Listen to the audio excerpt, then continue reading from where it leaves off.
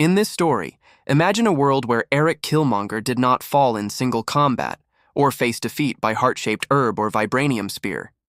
Instead, he united the tribes through force, charisma, and promises they could no longer ignore, taking the throne of Wakanda not as an outsider, but as a king claimed by destiny. Killmonger's rule, forged through pain and vision, would redden the land with new purpose and echo far beyond Wakanda's secretive borders. Wakanda's first days under King N'Jadaka, as he demanded the nation call him, crackled with uncertainty. The Dora Milaje and most tribal elders, at first restrained by tradition, ultimately bowed to the spectacle of his victory. Some in Shuri's science division, and even Okoye herself, regarded him with unease, sensing the tremors of coming change. T'Challa and Nakia, defeated and driven into exile, found their voices lost amid the rapturous shouts of Wakanda forever, for a new era, a new king. The Golden City's high avenues shifted soon after the coronation. Killmonger ordered massive reforms with the efficiency of a soldier who'd spent years imagining how power could be used, not hidden. Vibranium factories, once isolated secrets, thrummed day and night. War Dog operatives were summoned home not for rest, but for redeployment. Wakandan technology advanced swiftly, but now its purpose was blunt: arm the oppressed, topple the world's tyrants. Ships departed in silence, cloaked by Shuri's reluctantly maintained shields, bearing weapons and spies to every continent. Inside the capital, the Black Panther's presence altered too. Killmonger commanded as both monarch and living myth. A general in black and gold, war mask gleaming, visiting laboratories and training grounds, promising his countrymen a stolen birthright, the influence Wakanda had withheld for centuries. He spoke to his people with passion. "We watched the world suffer while we thrived. No more. We will right these ancient wrongs." At first, many Wakandans embraced this fire. Some, especially those descended from border tribes or dismissed from past prosperity, saw in Killmonger's reforms the justice spoken of in secret, whispered over shared meals that even the Golden Tribe could not hear. Healthcare outposts appeared in rural areas that had gone ignored. For the first time, the king attended council with farmers and fisherfolk, listening to tales of hardship. But with the gifts came the demand: total loyalty, absolute secrecy, and readiness for war. Outside Wakanda, the world trembled when its slumber was broken. One by one, resistance fighters in oppressed countries started wielding vibranium blades.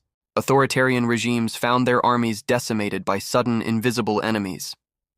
In the West, news anchors spoke the name Wakanda with suspicion and awe, while governments scrambled to understand and blunt Killmonger's revolution. Within palace walls, the price of progress grew steeper each day. It was not long before dissent grew.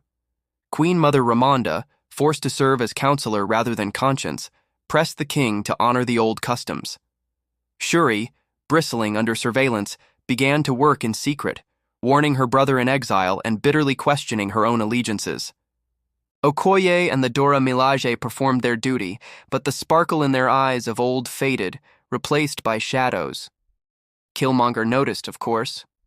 His was the vision of a predator, swift to sense fear, resolve, resentment.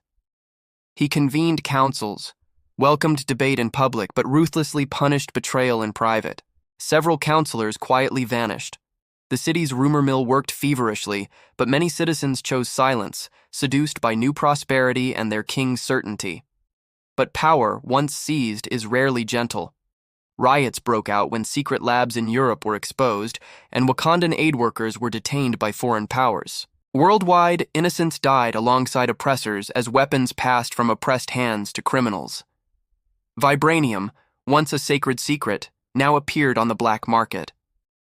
In the pursuit of justice, the world burned anew. King N'Jadaka remained unapologetic.